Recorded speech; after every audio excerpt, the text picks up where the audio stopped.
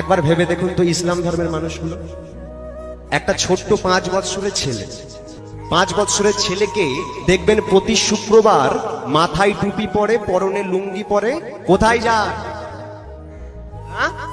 মসজিদে। কি করতে? নামাজ পড়তে। নামাজ পড়তে যায়।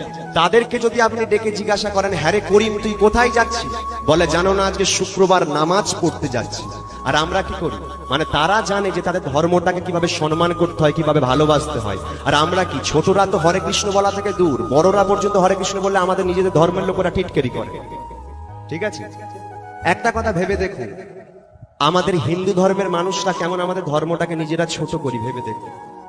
আমরা ভগবানের নামে জুতোর দোকান খুলি, ভগবানের নামে জুতোর দোকান খুলি, শ্রীকৃষ্ণ শু হাউস, এটা অন্য কোনো ধর্মে পাবেন?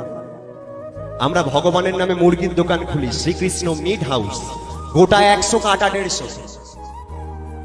তো এই কথাটা হচ্ছে আমি আমার অফিসিয়াল পেজে আপলোড দিয়েছিলাম, তো তারপরে 1 মিলিয়ন ভিউজ আপনাদের আশীর্বাদে সব ক্রস হয়ে গেছে। তো তারপরে হচ্ছে আমাদের এই সনাতন ধর্মের মানুষরা কিছু কিছু আমাকে কল করে বলেছিল যে ভাই তুমি বলছো আমাদের ধর্মের সঙ্গে কম্পেয়ার করছো। তো আপনাদের কাছে আমি করজোরে হাত করে নিবেদন করে বলে যাই, আমি কিন্তু কোনো ধর্মের সঙ্গে কম্পেয়ার করছি না। আমি বাস্তবে যেটা হচ্ছে সেটা শুধু বলছি, বাস্তবে যেটা আমি হচ্ছে সেটা তো আমি শুধু তুলে ধরার চেষ্টা করছি। আপনারা ভেবে দেখুন তো, আমি কোনো খ্রিস্টানকে গুড ফ্রাইডের দিনকে আমি হচ্ছে মদ খেয়ে উদ্যম নাচতে দেখিনি, কোন ইসলামকে তাদের মসজিদের ডিজে বাজাতে দেখিনি। কিন্তু আমরা কি করি? দুর্গা পুজো, কালী পুজো, লক্ষ্মী পুজো সব জায়গাতে ওই ডিজে বাজিয়ে মাকে বিসর্জন দিই, মাকে নিয়ে আসি।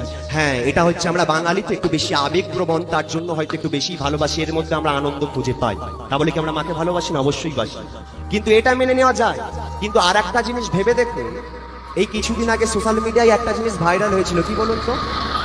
102 বা 3 বছরের একটা ঠাকুমা, সম্ভবত আমার মনে নেই, 102 বছর বা 3 বছরের একটা ঠাকুমা, সে মারা গেছে, তাকে যখন শ্মশানে সদ্গতি করতে নিয়ে যাচ্ছে ডিজে বাজিয়ে নিয়ে যাচ্ছে। বলুন তো আমরা কোথায় আছি? তো যাই হোক, অনেক ছোট মুখে হয়তো অনেক বড় কথা বলে ফেললাম, সবাই মার্জনা করবেন যদি কোনো ভুল কিছু বলে থাকি।